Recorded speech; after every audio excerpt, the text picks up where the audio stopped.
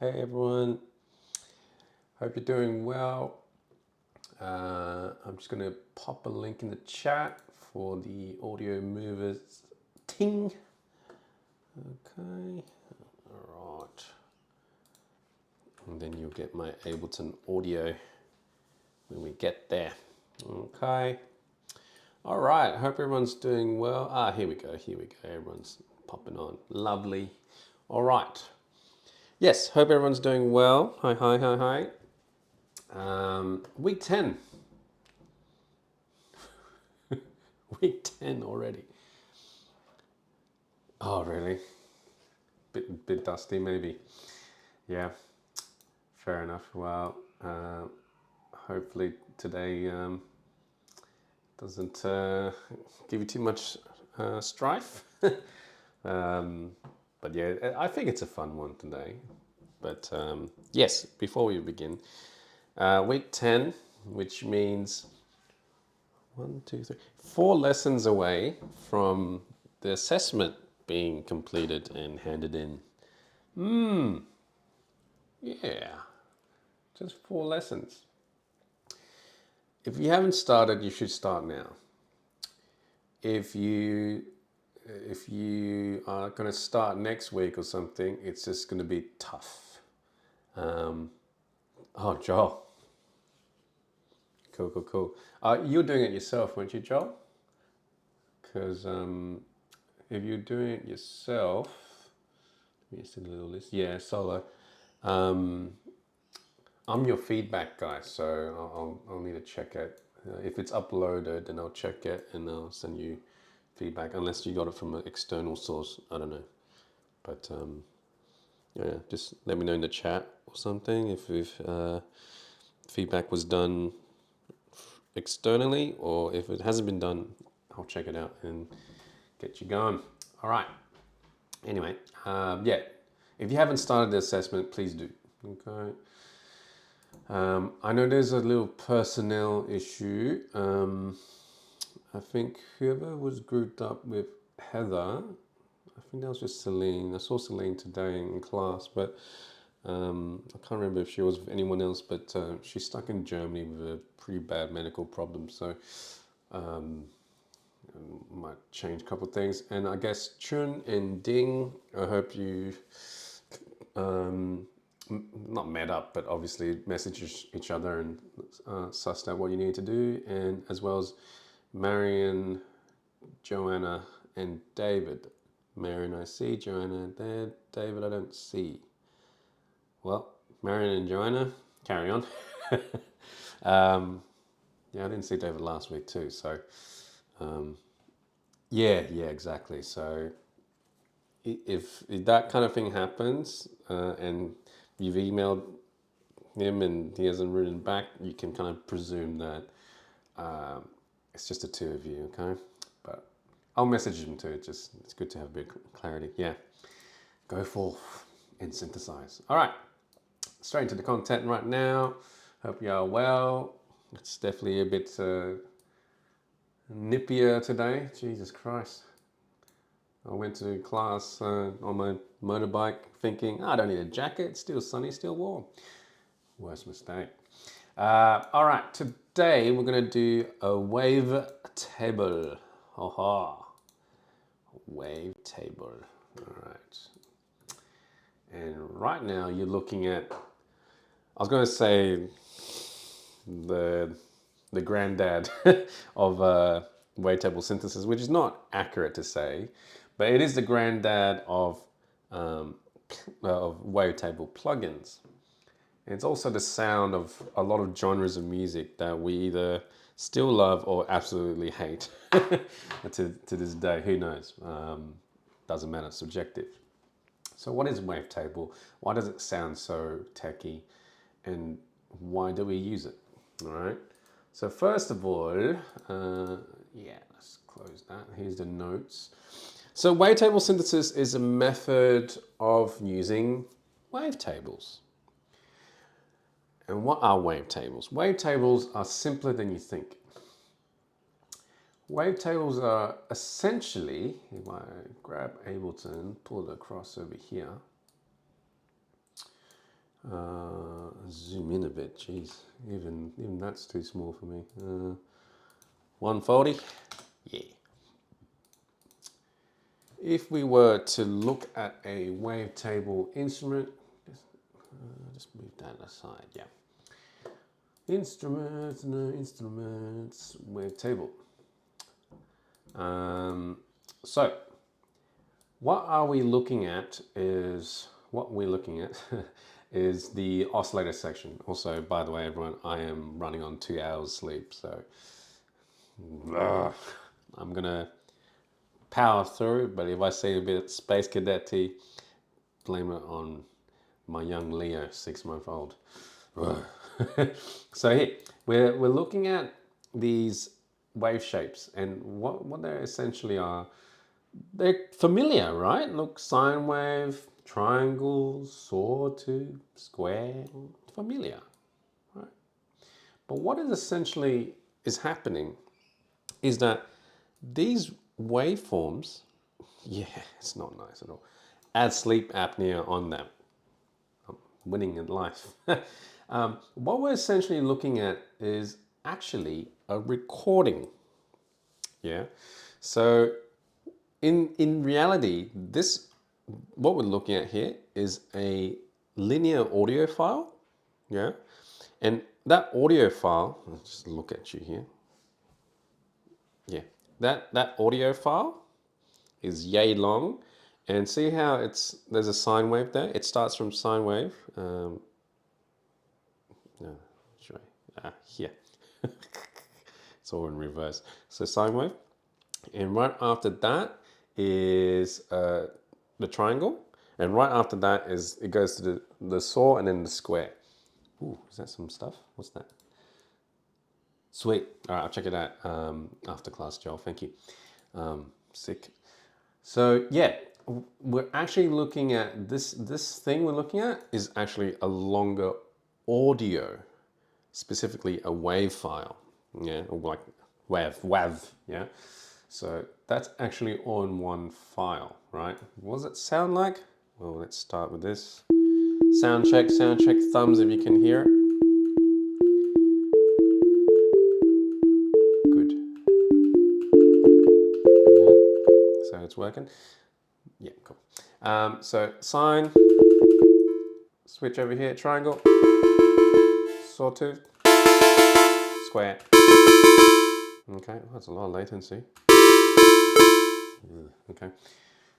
So yeah, that's all in one file. But the quirk of Wavetable is the ability to scan the position of this said audio WAV file. What does that sound like?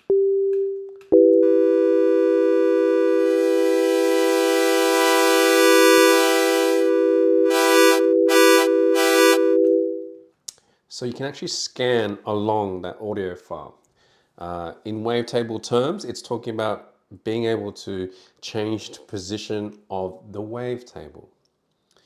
Now, wavetable synthesis, I'll tell you right now, wavetable synthesis is it. It's where a lot of, I wouldn't say necessarily forward thinking, but I'd say the bulk of people who make music with computers, and I suppose you could say mostly electronic music producers, but a lot of people outside of electronic as well, in terms of sound design, whatever.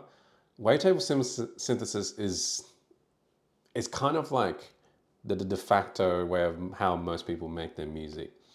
And I say that because if I go back to this picture here, come on, load it.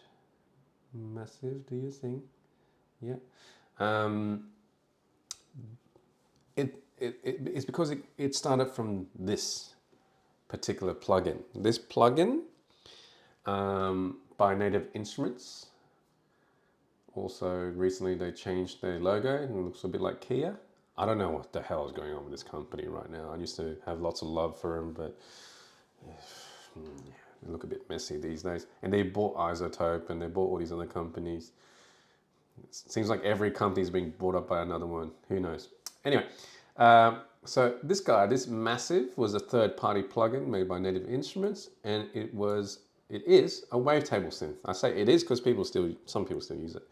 And as you can kind of guess, it's a bit of familiarity going on. There's oscillator 1, oscillator 2, oscillator 3 oscillators. Some of these names are a bit different than what you're used to.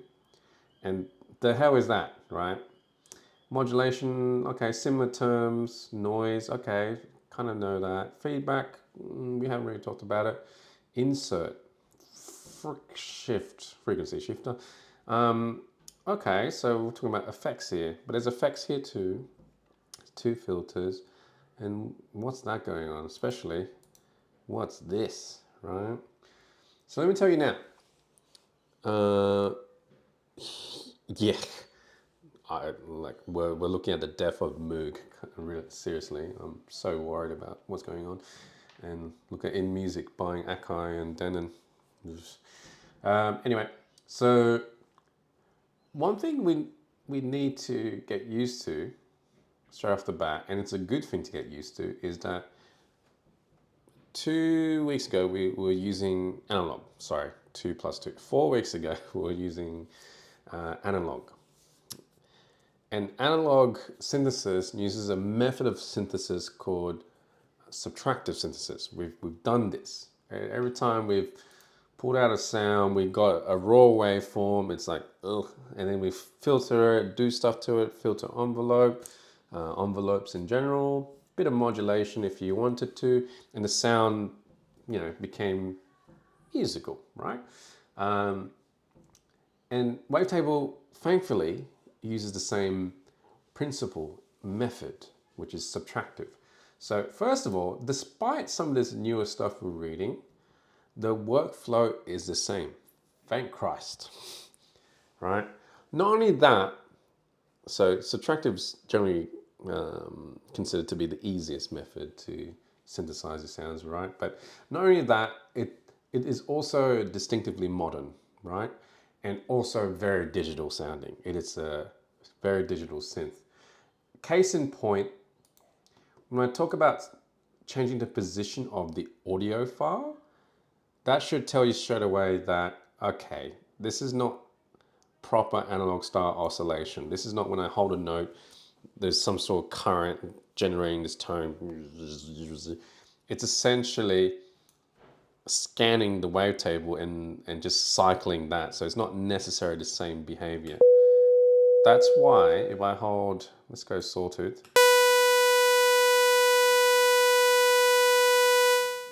It's extremely stable, which is it's an antithesis of analog, which, if I did the same thing, if I pulled out drift, for example, same waveform, turn that guy off, same key.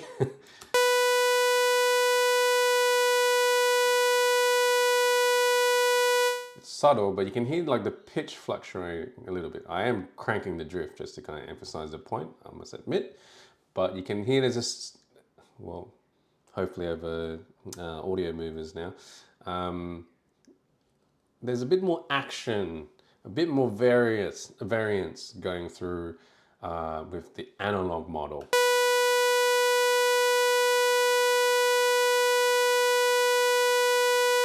Seems to drift, and also the clues, look at the meters. It was a bit more action going up and down, whereas if I go back to Wavetable, sawtooth,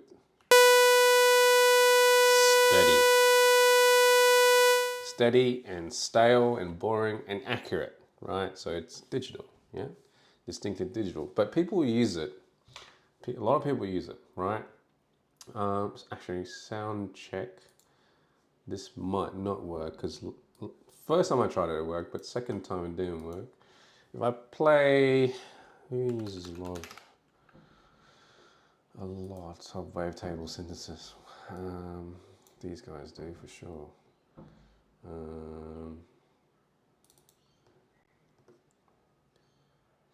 Thumbs if you can hear it.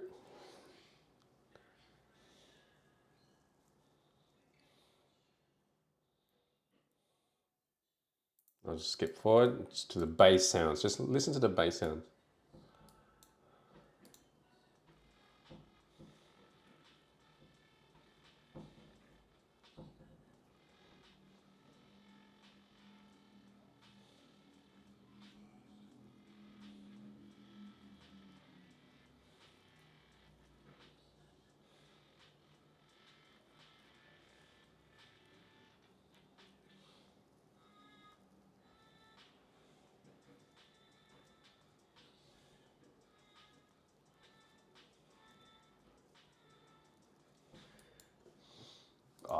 Wavetables all over that, and I chose that song because I know that Skrillex is a big. He uses a lot of operator, but he also uses, as we saw last week, but he also uses a lot of Serum, and he uses also, and the other collaborators, Sleepnet, he uses a lot of Massive. So you can hear that sound, and when I'm talking about that sound, let me just go into here. This stuff we're kind of familiar with. And we're just dealing with this kind of new quirk that is, you can cycle the waveform. You can change the position, so you can blend waveforms in sequence. So you can't blend the square with the sine, although you could, in theory, if you open the second oscillator in Wavetable. But blending wise, yeah, right. But see, this says basics, that says basic shapes. You click here, there's all of these, okay. And then if you go to the basics and change this, you got all of these. And one of the most common thing people do with Wavetable, Jesus, my English, where with Wavetable is this. And combine it with these sounds. So, you know that last track I showed you, that supersonic tune, you can hear this vocally texture, but obviously it's like a synthesized thing. So it wasn't sampling, they were actually using formant wavetables to get that.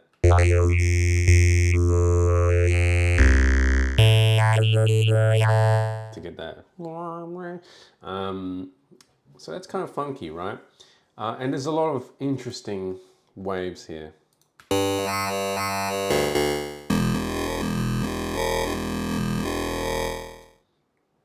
This one.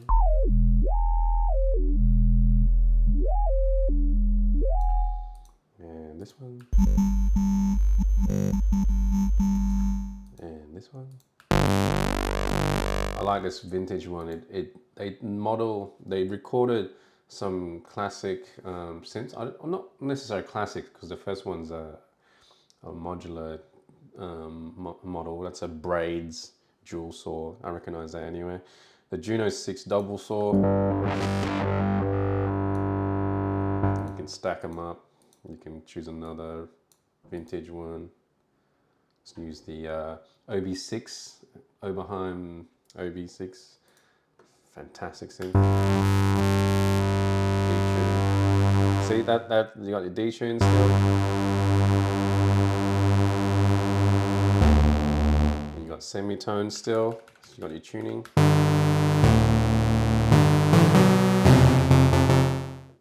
Right, and on top of that, if you are bored, let's just use some of these sounds here.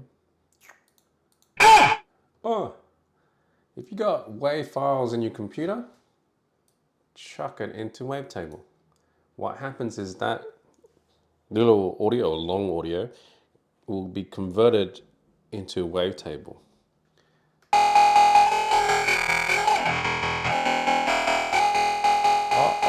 Let me find the right key here. It's about here. C0. You can kind of hear it raw. Let's choose another simplistic sound. Actually, here's my BBC recorder library.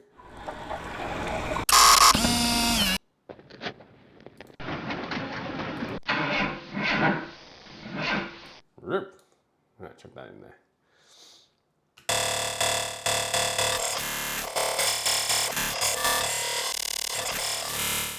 Dr. Valentine. That's a vocal.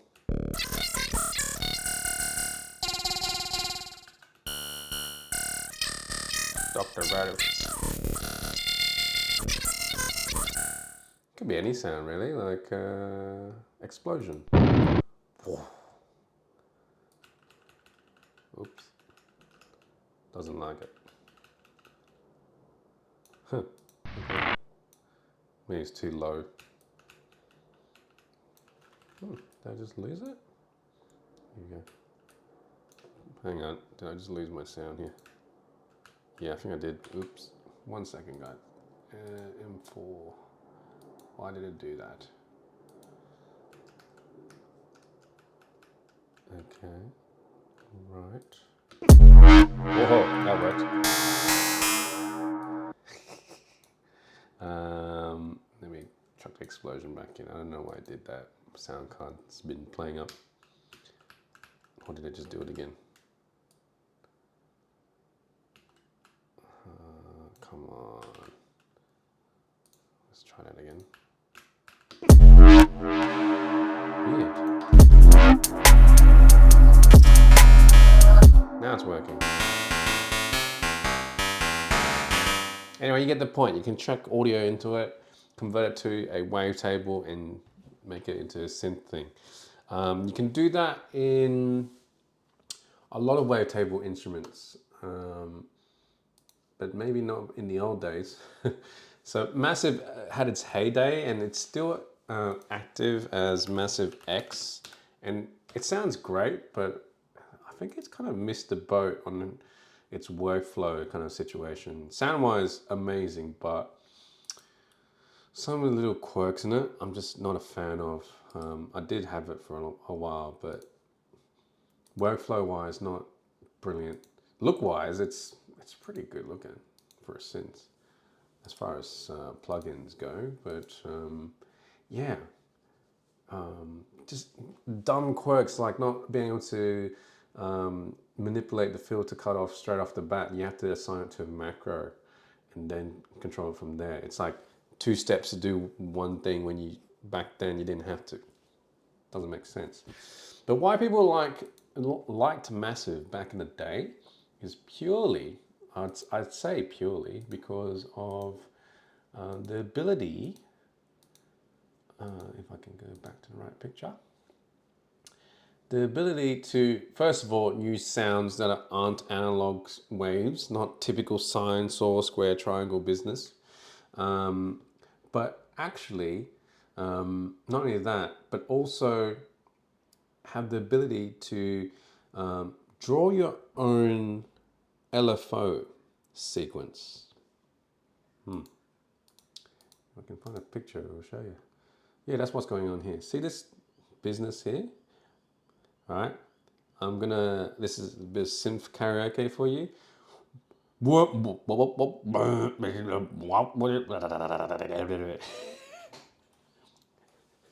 If you listen to certain dubstep or drum and bass, that's exactly how that sounds like. But you could draw that in. You could draw that in, right? So for certain producers, they were like, I can draw my own sequence to the LFO. If I assign the LFO to the filter, that's what that is. Yeah, yeah. Who needs a synth? Just get Dave. Yeah, exactly. And look, the reactor modular is good, but the blocks is good, but I don't know. I don't like the company anymore. Ever since they screwed over my machine setup, like, yeah. Anyway, now we're talking politics. So yeah, Massive had its heyday, and when I say its heyday, I would say its peak period would have been 07, 08, 09, maybe cruising to 2012 max. Some people were still using it there. I seem to remember that. But a certain mousy head person, I was about to type in mousy head, but this guy, Dead Mouse Eye, Dead Mouse, and his nerd friend Steve Duda, this bloke, right?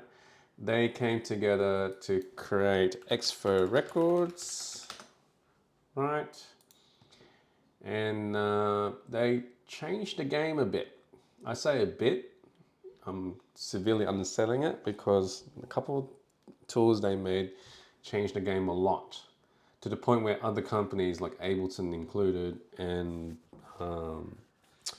other companies like Cable Guys exist for this reason. So I would say two of their products came out and changed the game a bit. The LFO tool came out and people were like, oh, external LFO, sweet. Because Ableton didn't have it quite yet. Because Max for Live wasn't quite implemented. I'm talking about early 2010s again. And then Serum came out. So Steve Duda designed Serum to be the perfect synth, in his words. And then he would get Deadmau5 to be his test guinea pig to use it, and that's why you see mousy patches in Serum. And Serum looks like this. And to be honest with you, I would be all about Serum for quite a while. Excellent Records, Serum.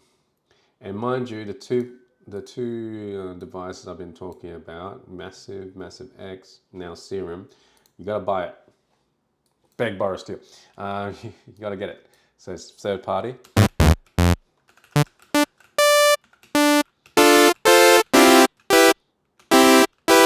Yeah.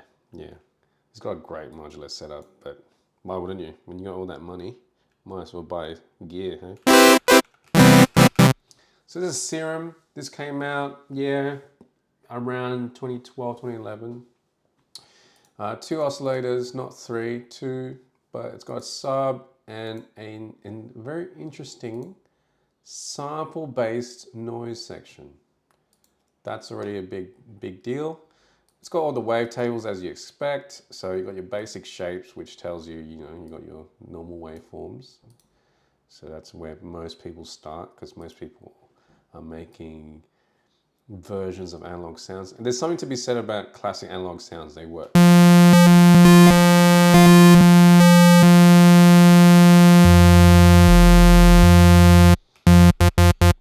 Right, and then you can quickly change it up, add detune, change the cycle. Let's change the waveform here.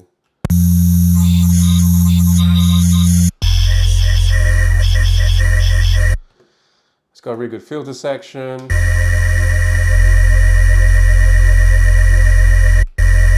Oh, send both of them in there. And it's even got weird stuff like flangey comb filtery filters.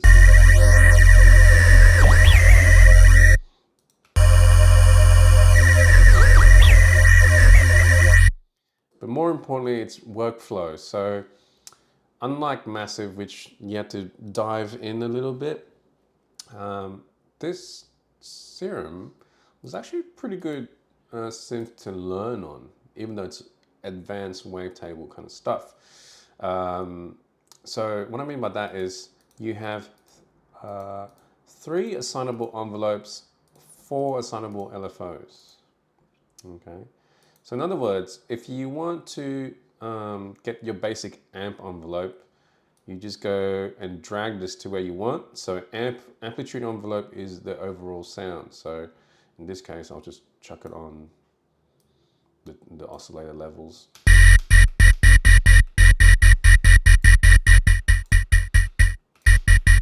And you can see the movement. It's very visual, which is very good. Right. Then you get your LFO, get the LFO to the filter. You send the amount you want. You just click and drag it.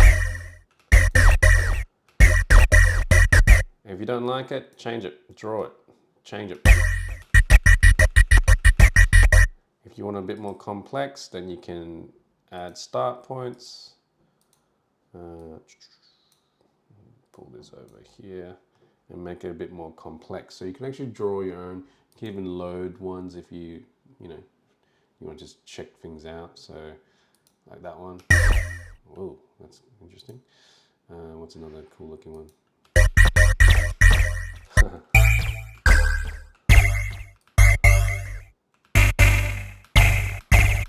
See how visual that is? You can see your filter moving. You can also, this is another crucial key difference between wavetable and analog, is that you can actually modulate the wavetable position.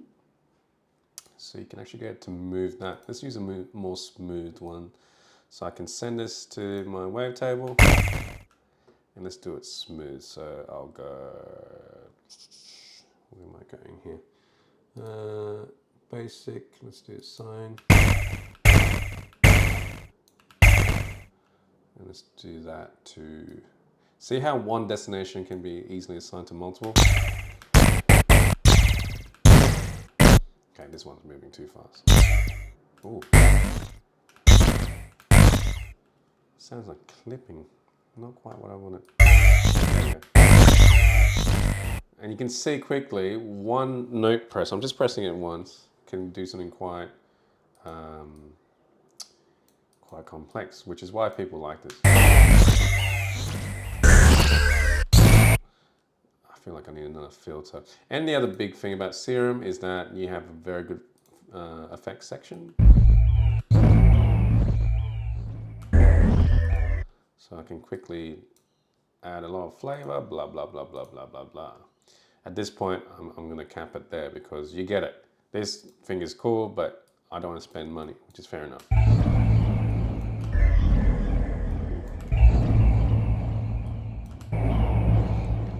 Luckily, you can go and splice and rent to own it. So you can pay $9 a month and own it. I think that's pretty reasonable. Or it's 100 and something bucks straight off the bat. Anyway, don't do that. Don't go out there and buy Serum unless you must have it. Because right now, thanks to a bloke named Matt Title, he made a synth called Vital. Vital.audio. Spectral warping wavetable synth. Oh, right. In short, it is Serum, but different. But very similar, but different. And I would argue just as good, if not better. It's just a personal taste on how you like the look of it, I suppose. But considering you don't have to spend a cent. And sound quality. Sound quality is subjective, but in terms of Wavetable is perfect audio. So it's meant to be high res wavetables, as in like the audio needs to be, has to be clear. And in the case of Serum, it is. In case of Vital, it is. I mean, Matt Title, he makes great stuff, but he's all about open sourcing his stuff. And to kind of demonstrate that, here is a remake. I may have shown you a little bit last time, but just to give you a little taste of that again, it's another Skrillex tune. Don't ask why I recreate these tracks. Actually, you can ask why I recreate these tracks, because I think they sound great. They tick the dubstep box for me, my love for UK proper dubstep, but also I think it's just good production. It's Skrillex, but he restrained his hyper ADD style sound design. He made it a bit more like, low key, and I'm all for it. But yeah, there's this track.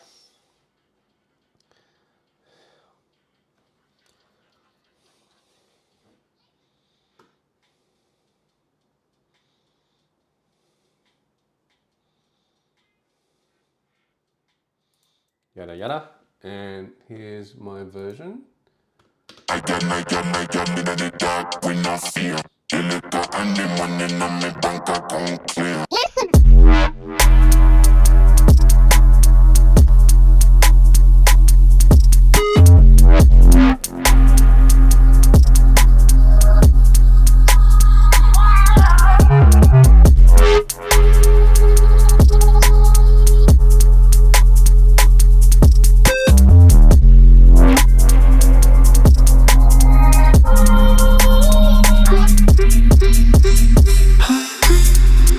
Got this next section too, even this weird part. think I got pretty close. That's the original.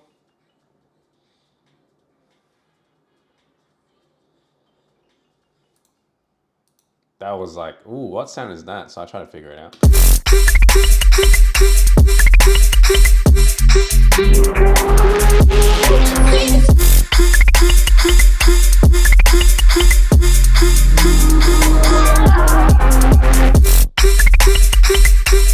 So pretty close. Not quite, but pretty close. I even got the last part as well.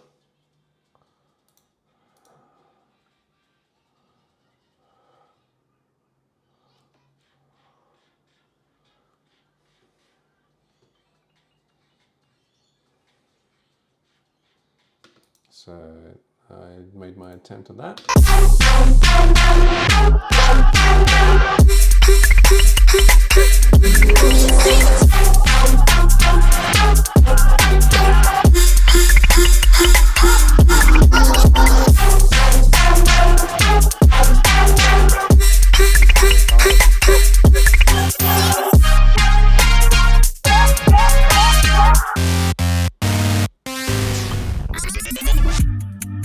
That's how the track goes. And considering that Vital is free, I know you make your own judgment. But then you go, but Dave, I thought you were all about keeping it minimal, keeping it raw, and you like using stock stuff. And I do. If I go to my instrument and favorites here, Drift, Operator, Simpler, Wavetable, that's all stock. Granulator 2 is stock. This is hardware. Serato sample, third party. Fours Opal is a Max for Live drum machine. Just a drum machine. I just want one drum machine, as well as my Syntact, I suppose, but a digital recopy. So why was I pulling out Vital to do these sounds? Because I needed to for certain things.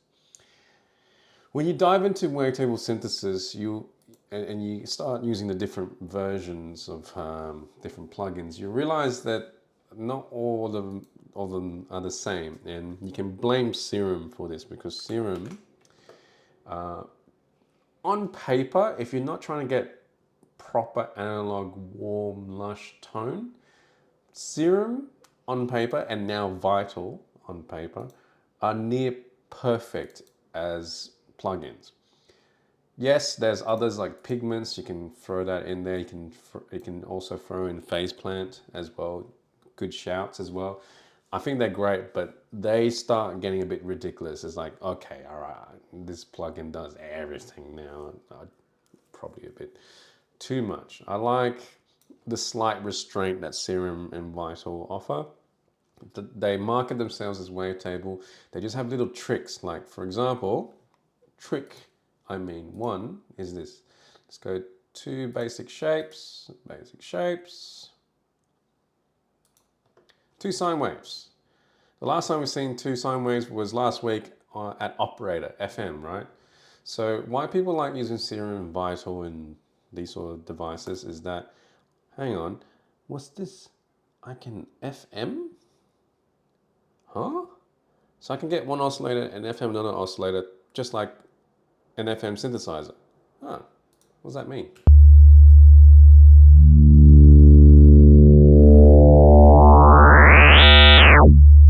That should sound familiar. We did that with Operator. Not only that,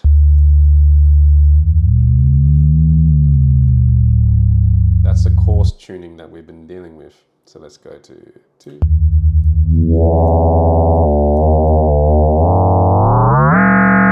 And remember the trick is, like, if we can divide the ratios and they give you a whole number, it'll be harmonic. So, you know, let's not use point something, let's just use 10.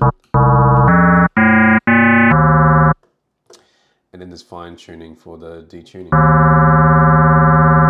which we're not going to get with sines. We'll have to switch to.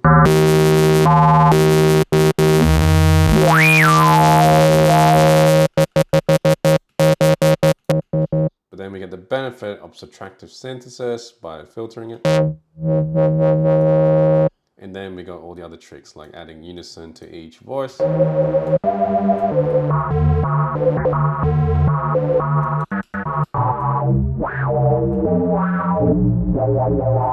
So it's kind of interesting that you can add all those components. So Dave said Wavetable subtractive, yet it can FM. So an FM is another method compared to subtractive. Right, so this is multiple things going on. On top of that, there's more. There's sync, there's bend, there's additive modes.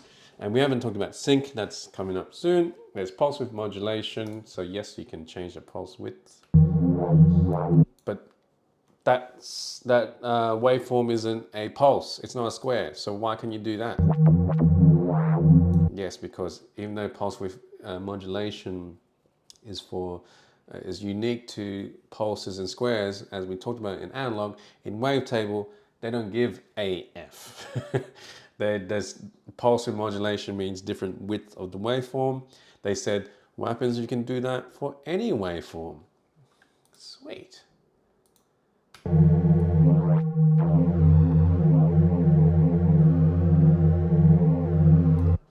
And guess what? What, Dave? In Wavetable, you can do the same, like Ableton's Wavetable. All right. See this section here? You got FM mode. Oh!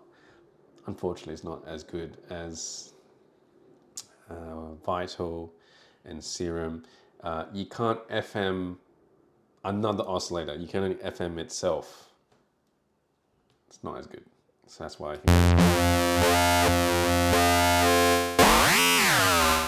that's why the results are less than desirable, put it that way. But it's nice they chucked it in there. But really, what I like here is classic mode. You got pulse width. You got sync, hard sync, which is great for squares. You may have heard that type of sound before. And there's a modern mode which forgets the limitations of squeezing and stretching a waveform. It can go beyond a certain point. It can go fold within itself. So what that looks like is this. That's your negative and positive warping, but it's folding onto itself, which is what wave folding is. You're just changing the wave completely. Oh, that's on basic sounds. On complex sounds, add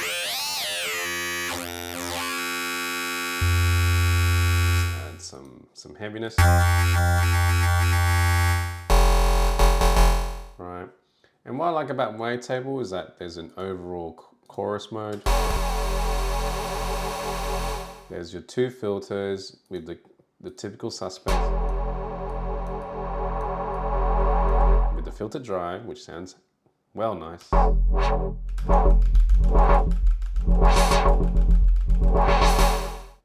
You've got different chorus modes.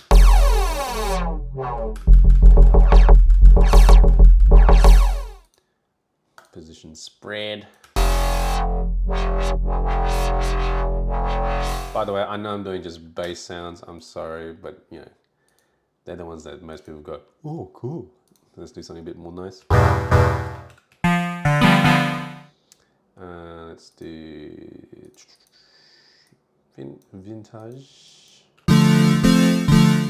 Let's put two saws together.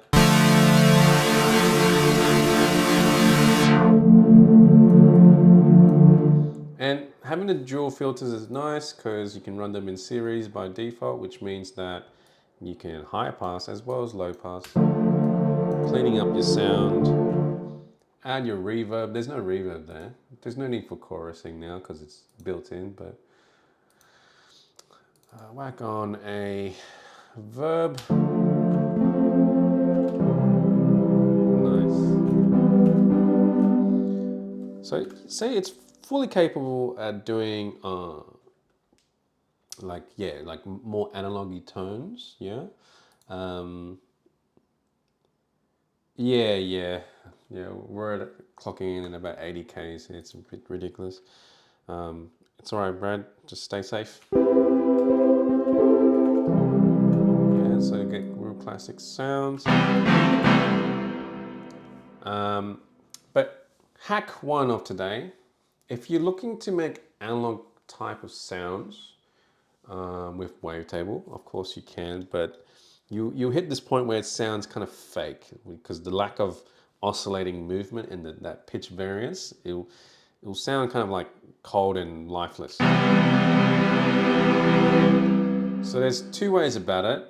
Crack on an LFO. Go to your matrix is where you assign LFO destinations. Thankfully, pitch is already here, so you can add the tiniest bit of LFO, maybe 2%. Not even that, 0.2. A little bit of vibrato. And also, you can adjust the rate. Just the amount, so it's not too obvious. So that's one way, but I got an even cheekier method for all the Ableton guys. Sorry, Joel. Pitch and modulation effects. Chorus on top. No, actually, Joel, you can do this too. You probably just got to choose the right settings. But if you have a phaser flanger plugin in Ableton, there's one called Doubler Ether. Yeah, doubler. It's on doubler mode. It's at that rate, that amount, that feedback, extra output, a bit of warmth, pretty wet. And what it does, it sounds very analog because it's doing this doubling pitch warble thing, but it's very subtle. It's probably a bit too much for me. I'm just going to go less dry wet. And considering we've got no filter movement, so let's do the classic analog thing. Remember the meow, right? So this is a good way to show you the matrix properly. Matrix is where we go to our modulation sources. Amp, that's old school, so we know what that does, right? Make it a bit longer. Let's get the meowing going, right? So in Ableton's Wavetable, there's envelope 2 and 3. They don't do anything until you tell it to. So to get it to do something, let's say we want it to send the classic filter envelope stuff, that modulation thing that we do with the filter envelope, to the frequency, right? We don't see it here anywhere. Well, how it works is you click it, and then it shows up on the line here, and then you can send the amount positive or negative, which is cool. 30, 40-ish is plenty. And then you can click on this to change the timing.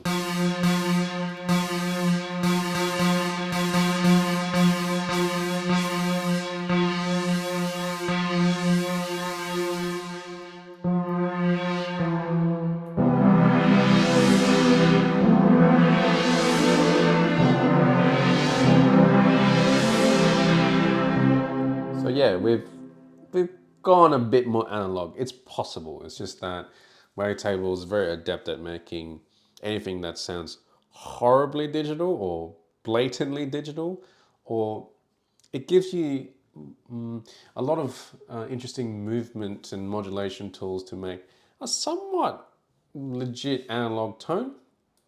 I say somewhat legit because it needs a bit of work, but the bottom line is it's a great, in this day and age, a great workhorse synth, as proven by looking at this exercise. Well, this is not the exercise you did, this is the exercise I did, just to use Vital to recreate the Skrillex track. But yeah, this synth is perfectly viable. This type of synth is perfectly viable for a lot of different sounds. Good, bad, ugly, pretty, you name it. Just gotta try it, yeah? That's nice. Shimmer.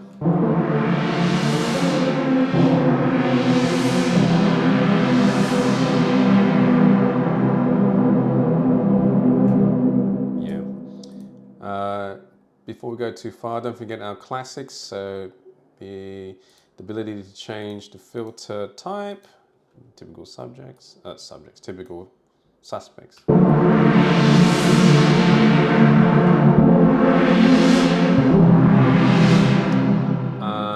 And if you want to dive deep into Wavetable and you really want to try and figure out what's going on and you want to see more of it, look at this little triangle. When you see this, it means there's a sub menu of sorts. There's more hidden underneath the hood.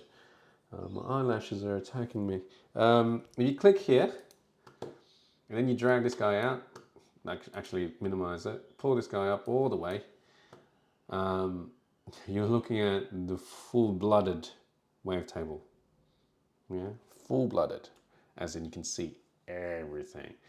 What you're looking at is sub-oscillator, oscillator 1, oscillator 2, and its various shapes. The position control, beautiful. Note that if I click and move things, keep an eye out here, right? That moves. There's a new line here, right? There's the amp envelope, that's default. Then there's these the assignable ones. LFO 1 and 2, plenty, yeah. Oh, sorry, spacebar accidentally. So you can see all your settings here. And then this will just focus on the filter and then your modulation matrix, including not just the envelopes and the LFOs, but also the MIDI stuff, the performance stuff. So you get velocity, note, pitch bend, pressure, mod wheel, random, completely random, which is fun. Probably a bit scary. Another bit, 0.1.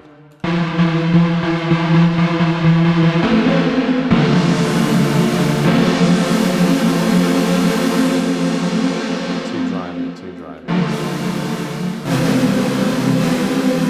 So that's a MIDI random, so it's completely chaos. So you can send it to pitch or level.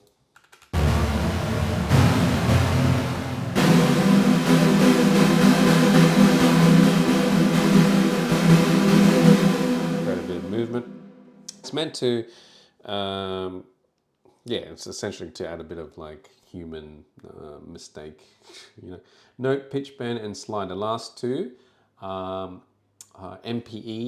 parameters. We haven't talked about MPE yet. You might see it on some devices. MPE means that if your device can send MPE information, in the case this guy for me, my Keith McMillan Q Nexus.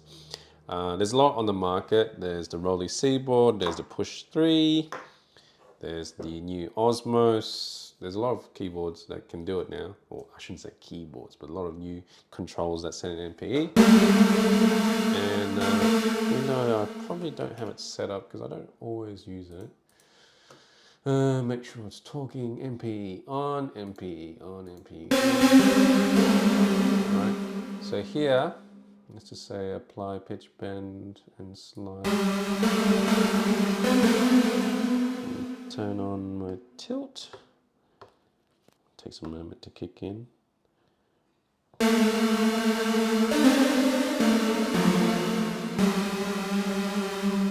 So you see when I press a key, it's triggering my mod wheel for some reason. But I'm just pressing a key, and you can see the pressure I'm applying to the key. So I'm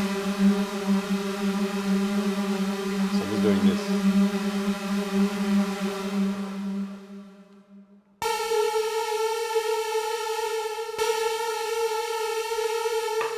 So it just adds a level of expression, which is kind of fun. But like I said, I don't always use it. If I'm doing more scoring, composing for more screen stuff, then I would throw up MPE because it's nice to do that while you're watching something, so you can kind of feel it in, and yeah, you can kind of get more of a audio to screen kind of vibe. I don't know, not everyone here would do that, but MP is good for a lot of things. Also good for performance as well. A lot of Ableton stuff is MPE compatible, but not just exclusive to Ableton. I don't know where Vital is at for MPE, but Serum is definitely MPE ready, which is great. Pigments, Faceplant. Pigments, I think Faceplant is working on it, probably already there. But yeah, just more stuff to go in. Yeah, the Light Block, which is by Rolly, makers of the Seaboard. It's good fun. And we'll talk more about that in the future if you're interested. But anyway, you get the point. Wavetable is good. it is different to what we've been doing, but it also isn't.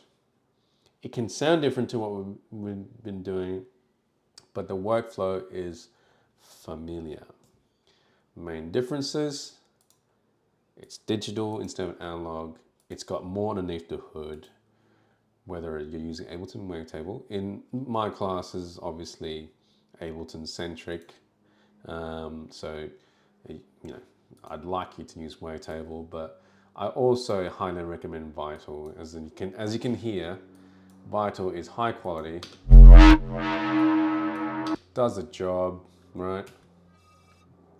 Whoop. Why would you not listen to me now?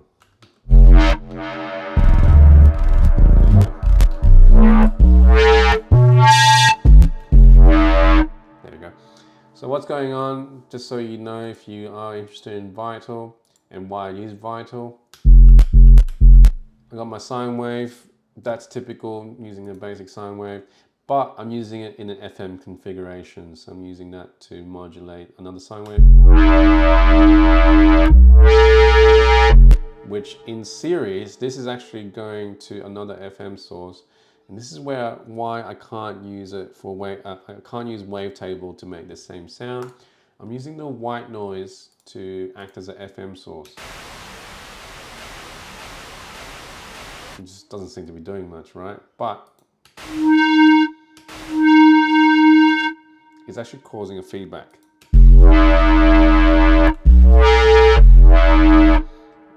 And you know, this is why I really like what Skrillex is doing. It's like these sort of notes are, these kind of sounds are massive, right? Oh, okay, I get it.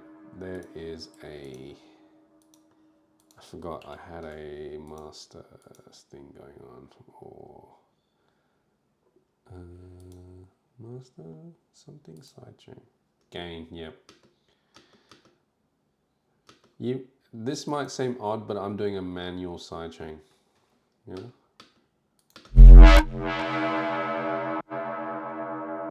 Dip.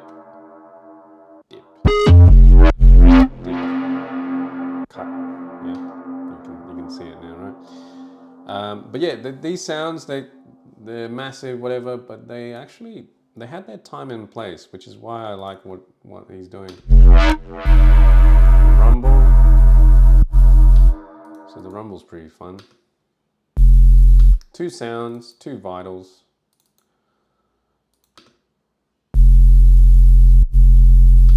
Something that I don't typically do, but kind of a strange interval for me anyway. It's so it's down an octave and down a fourth. I say weird because I don't normally like that kind of interval in my stuff, and I don't even do that. Change my interval of my subs, but what's going on is this, and it's more of a character. So I'll turn the noise off. This one. See, that's weird, right? But that's playing with this guy. And yeah, you can use the erosion, or you can use another stack of Wavetable and get the noise going on, but there's a specific movement it's doing, which Vital just makes it very slick. Sub is just straight sub. So yeah, Wavetable's great. Vital is greater, I would say. Yeah, no, I'll say it. Vital is great, and that's from someone who loved using Serum for the past 5-6 years. I thought Serum was like the perfect synth, really, unless I wanted like a proper analog thing. But these days, Vital, don't pay a cent, and you get a whole bunch. Plus, it's got some really good presets. You might recognize some of these names. Belaine, a great drum and bass producer. His sound design is crazy. And a friend of mine here, who you might recognize the name if you're an Ableton fan, Mr. Bill. He's great. He's an Ableton ninja. He makes incredible beats, but he was also one of the first testers, sound designers for Vital. Yeah. And Matt Tidal himself made some patches and they're all great. And this is free. So if you get that, you get that bunch. But if you want to pay them, kind of like support them or even subscribe to them, which I hate subscriptions, but look, you could subscribe if you want, or you could just buy the extras if you want. So the most you pay is $80 US, I'm pretty sure. And they just give you more and more presets, more wavetables. The only thing that's kind of interesting in the pro and the subscription model is the ability to type your wavetable. Yeah, Mr. Bill, Tom Cosm, those guys are just crazy good and good music too. Mr. Bill's a great guy. I used to play World of Warcraft with him. Funny guy. Unlimited text to wavetable, so you can type something and there's this kind of speak and spell kind of situation. It will convert the text to a wavetable, a vocalized wavetable. It's really odd, but I like it. I like that odd stuff. Yeah. I'm not sponsored anywhere. I just truly believe I truly believe in a very good setup, like a great product, really good ethos. Just get the free, you get plenty. If you want to support them, there's tiers, and if you want to go subscription for any reason, which helps Matt a lot, subscribing, it's not asking for too much. You get a very powerful instrument. You get my point. But thankfully today, I'm going to stick to Ableton Wavetable, which in comparison doesn't look as sexy, I suppose, especially with my font that I got, which I can't change back, which I kind of regret in one way because everyone starts to think there's something wrong with my computer, but I don't regret at the same time because I think it looks great, but one man's treasure is another man's trash, right? So now, there is a exercise I'd like you to do. Don't save. I'm gonna have to give you a new audio movers link because I changed project. That's the downside of this higher audio quality. Just 1 second, log in, chuck it up to 192, start stream, copy, paste into chat. So far, any questions, anyone? If there's any questions, type it in. If there are no questions, thumbs to continue. Thumbs if we're happy. Yeah. Good. I mean, you get my point. It's fairly simple to even just mess about your way through wavetable synthesis, just knowing the fact that the options for the oscillators just went from here to the fact that you can record your own. It's crazy. But the typical things that help you get them to sing is changing the position. That's what these guys are doing, changing the position. Don't be scared by the look of these instruments as well, because often YouTubers will open Serum or Wavetable or Vital or something, and for some reason they must show off that they use a complex sound design instrument. So what I'm talking about is they might pull up something like a basic shapes, but they'll turn on the 3D view just to make you go, oh my god, that looks scary, right? Like something like that does look a bit hectic. What did I say before? It's just the wave where you're at on the recording, and you can cycle along the linear audio recording. But because this view imposes, is that the right word? On a 3D graph, you can see the wavetable positions like that. You should understand what's going on now after I haphazardly explain my way through that. But I can understand looking at something that makes you go, is this even music anymore? It's a fair shout, like, come on, what's this? But it's just a different look at it, right? But yeah, I say this all the time. You don't have to do that. Just do that. And you don't even need to know what exactly that is. Just know that's a funky looking waveform. If most likely it will sound digital and maybe on the gnarly side, potentially. It is, but thankfully it's subtractive. So, whoop. Now that I'm playing these type of sounds, hopefully some of you who might have got into electro house or dubstep back in its heyday, you might go, actually, that's that sound.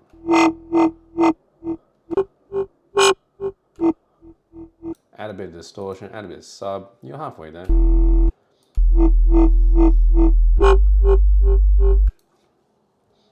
The real trick is getting all that interesting movement, which, like I said, walk. Draw a point for me, please. Boop, boop, boop. Never 16s doesn't work. Let's use dotted. Let's do another point. It's a bit. There we go. There you go.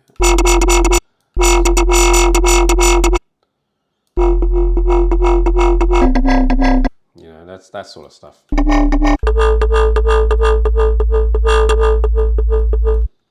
And people modulate this, so they might automate this.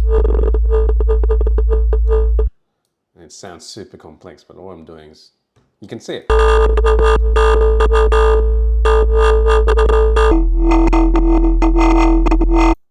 You can literally close your eyes, hit record, off you go, and you'll be like, come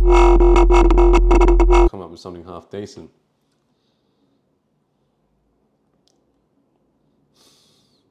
Yeah. Although Skrillex these days, he's pretty legit. He has to be, because he has no choice, because all that touring he does, his only real studio is his laptop, so does most of the stuff himself these days. I don't necessarily love his music, but I respect him as a producer, especially from what I see his ethic. Yeah, the guy works. Just watch his streams. He knows what he's doing. Okie doke.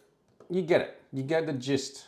Okay? You get the gist. So let's do something a bit more classic. If I go to weekly lessons. Now, jump into, not that, jump into, oh, where did it go? Oh no, did I go too far? Yeah, my bad. Weekly lessons, no, that's not it. That's the face-to-face. Dave New South Wales, my music Ultimo courses, connected. All right, so I need everyone to do this for me. Jump into the sampling and synthesis. Weekly lessons, connected delivery. Week 10. Some of you with the eagle eyes and the ones who like to go through the material before you start the class, you might notice that I changed it as of last week. I was kind of over looking at the old material, so all this stuff is fresh because I'm rewriting this course as we speak. Now, please check for me that's working, because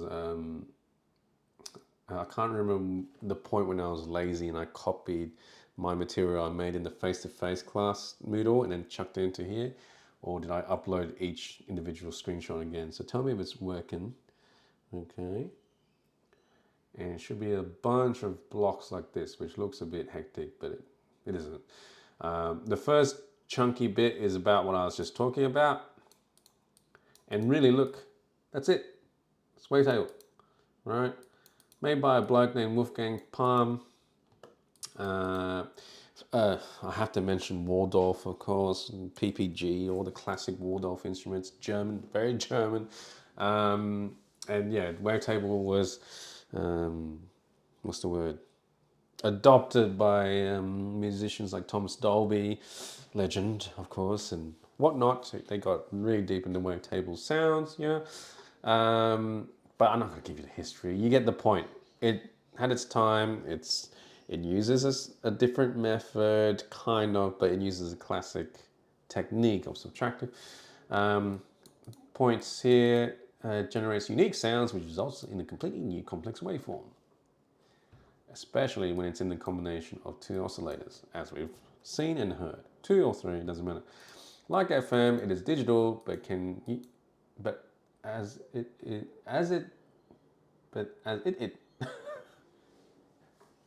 I'll change that. But as it can use traditional analog waveforms, it can create an interesting blend between classic and modern sounds. It may have been 2 a.m. when I wrote that. Despite the difference in oscillators, the workflow is still the familiar subtractive method. This is version 1.0. It will change. Each Wavetable contains numerous waveforms. I said this, all right? You get it. This is where it's more interesting. This type of synthesis can be used to create complex drones and pads that evolve in sophisticated ways as a note is sustained. So studio. So if we, I'll show you the pad thing. I'll show you it again just to be clear, because I want to give you the idea that, yeah, bass sounds for sure. We've seen that. Lead sounds definitely. Plucks, you know, all that. But pads for sure. Wavetable's good at pads, right? Right.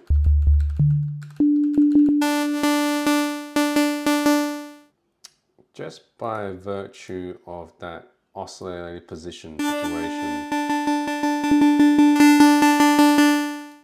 Let's use a... Can't go wrong with OB.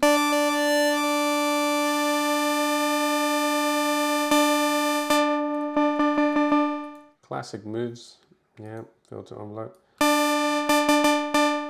know I already kind of did this, but I'll do it again just so you can see it. But let's make it obvious. So I'm going to get the oscillator position of both of them. So first one, LFO. Slower, more gradual, more interesting. That's one note. Let's get the oscillator 2 position. But I'm going to do the other LFO. Whoops, matrix. Remember, matrix is the key. Click it just to make sure it's there. Send it. And I love my delayed LFOs. See that? You can see the shape pinching a bit. So that's great for this kind of stuff.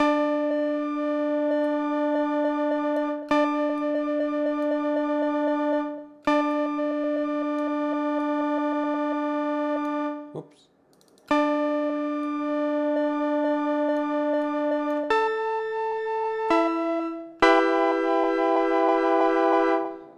Let's go back to my matrix, send a bit more.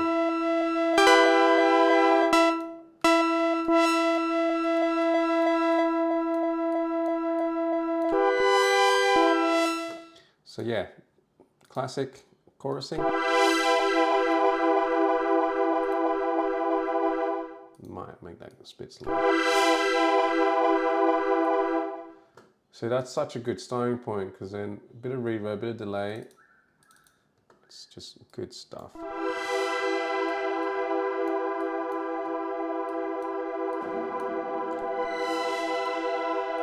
bit of shimmer. You can hear it, right? It's very, very nice. I haven't even done any filter envelope.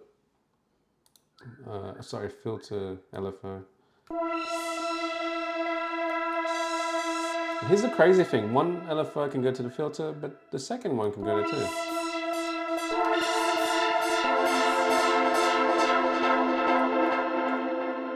Interesting, right?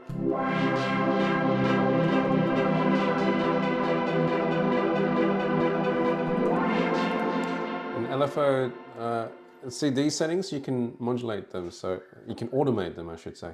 So you can do this. This is next week, this advanced modulation deep dive we're going to do next week, but here's a little taster for you. Map it to rate.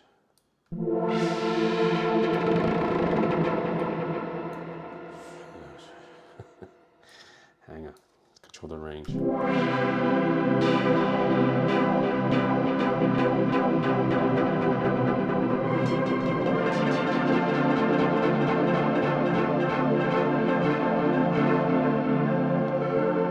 let's just say you had, you know, funky cigarettes. Looking at these things is kind of fun too.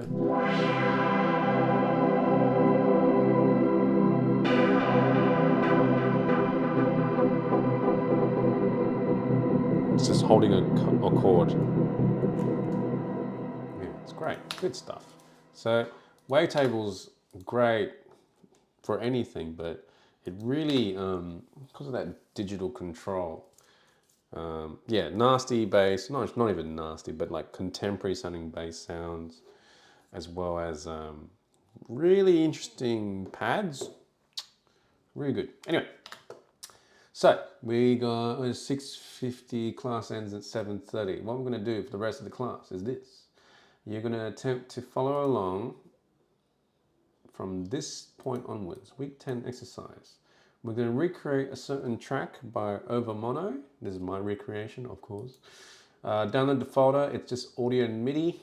Add the MIDI file set, BPM to 130, blah, blah, blah. And you're using Wavetable.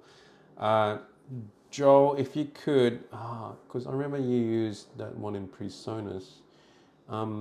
If you don't mind, use Vital if you can. I think you'll like it, man. I think most of you here would like it, but I'd say you can do this with Vital because there's similar sounding pulse width sounds. Like that's just another squarey type sound. I'm sure you can get a close result there.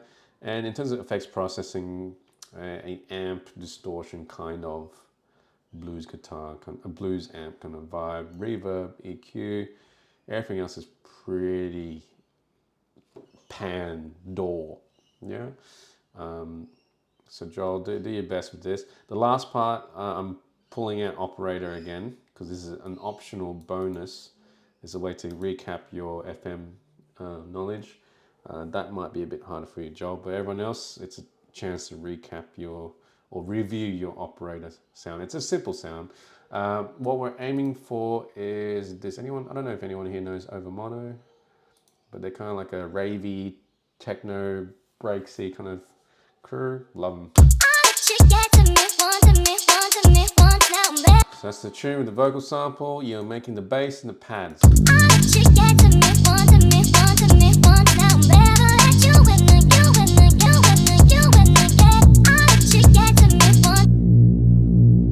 You're making the classic Reese bass with Wavetable synths. Why not?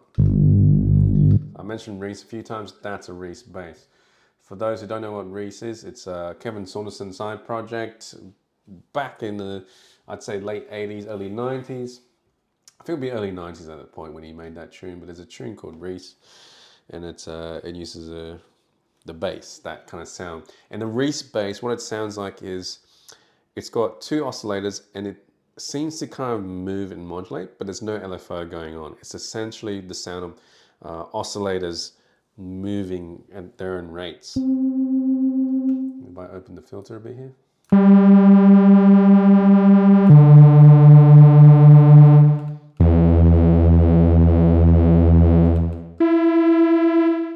There's no LFO. It's just playing the oscillator positioning. It's great sound. And okay, yes, you get the gist. I'm a bit of a dance fiend. I like electronic music. I love breaks and bass and all that good stuff. But I hear Reese basses in pop music. I hear it in hip hop. It's a common sound. Oops. Especially when you filter it down, it's just a good bass sound. And in this case, it's literally two notes in this tune.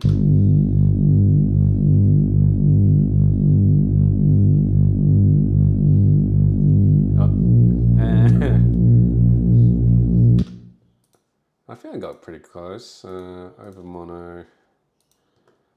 I listen to a lot over Mono.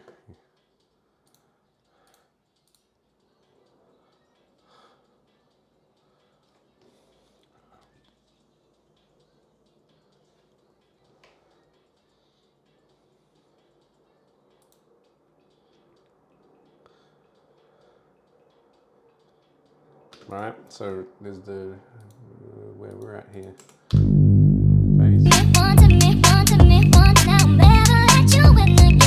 The thing about over mono is that seemingly minimal. There's like a lot of subtle layers, and they let the sound breathe. So they let the people feel that movement in the Reese. Same with their pads coming up right here. So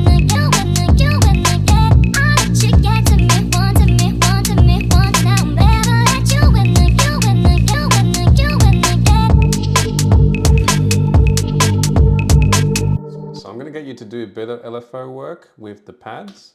So there's a low and a high. There's a high part. And they're panned in an interesting way. That's how I heard it. But it seems to fill the space. So that's what I mean. They let the sounds breathe. So it looks simple, sounds a bit simple, musically not complex in any way, but something about it, something nostalgic but nice about it. You know, I was talking about minimal layers. You just hear these sorts of things. It's kind of like, what is actually this stuff, hey?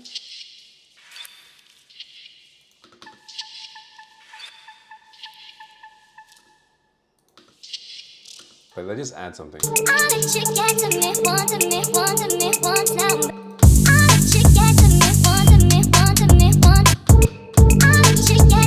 So you're making bass, you're making low pad, high pad, and the operator is doing the pulsar, which is this sound. Oops. Hey, play. There you go. Jesus Christ. It's like a noise percussion, noise cymbal. Pretty sure I nailed that sound.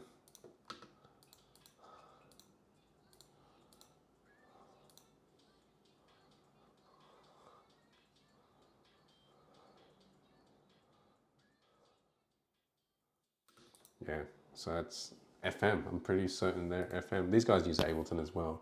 And something about their sound, it's very saturated in a lovely way, really nostalgic to me. Anyway, you might hate this, which I don't care, it's my class. So you gotta do this. Okay. Yep, use that time. The rest of the time, go forth, recreate this tune. If you have a problem, message me in the chat or privately, up to you. Or just turn on your mic and yell. I'm here for you. So just go slow, one screenshot at a time. And yeah, good luck. Also, because you're dealing with audio and MIDI, chances are your default BPM will be 120 if you haven't changed it. Remember when you're adding audio, just to check to make sure it's not automatically warping the audio, otherwise it will sound completely wrong. So just check to see the audio, double click it, is warped or not. Mine is because I made it, so. But for you, if it's on 120, you're gonna change to 130. Before you change to 130, make sure you turn warp off and then change to 130, you're good. You don't need to worry about turning it back on, okay? Cool, clear, thumbs? Sweet, have fun with it. Yeah, just to remind you, you're recreating a classic Reese bass sound, but you're also doing a detune, ravey pad that modulates. These are two very classic sounds. Add to last week the FM piano, the donk bass, which, you know, a hollow bass sound, and the wub, right? Add to that the stuff we did with analog, the kick, the snare, the hi-hat, the filter envelope stuff, so the meowing pad, all bass, and the leads. With all these elements, the sound pack is so easy, right? These are just typical sounds, nothing too crazy, but I hope you have fun with Wavetable, okay? My mic's going off, interrupt me, chat, or chuck your mic on, okay? All right, guys, I'll be here still.